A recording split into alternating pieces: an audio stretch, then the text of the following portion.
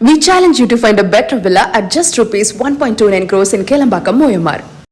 தமிழகத்தில் அரசு நிகழ்ச்சிகளில் முதல்ல தமிழ்தாய் வாழ்த்து பாடப்படுவதை யாரும் தடுக்கல அப்படின்னு மத்திய அரசினுடைய புதிய அறிவிப்பை சுட்டிக்காட்டி சென்னை உயர்நீதிமன்றம் திட்டவட்டமாக தெரிவித்திருக்கிறது. கூடுதல் விவரங்களோடு இணைகிறார் செய்தியாளர் சுரேஷ். வணக்கம். என்ன வழக்கு இது தொடர்பான முழு விவரங்கள்?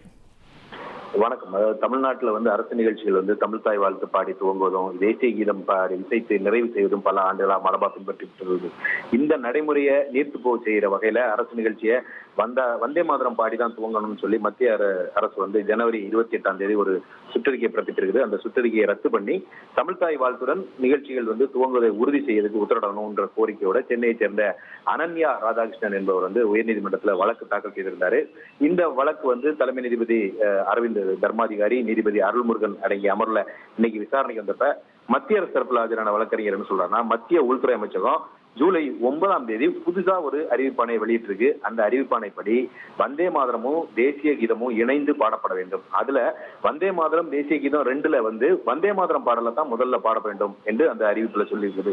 மாறாக மாநில பாடல் பத்தி எதுவும் குறிப்பிடல, மாநில பாடலை இறுதியில் தான் பாட வேண்டும் என்றும் அதுல சொல்லல என்ற ஒரு விளக்கம் மத்திய அரசு தரப்புல முன்வைக்கப்பட்டது.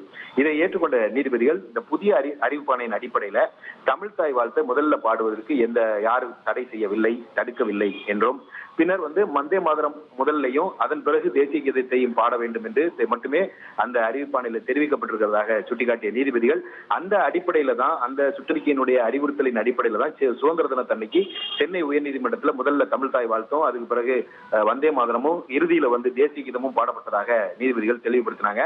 பிறகு இந்த வழக்கினுடைய தீர்ப்பை நீதிபதிகள் தள்ளி வைத்திருக்கிறார்கள். உங்களுடைய விவரங்களுக்கு நன்றி சுரேஷ்.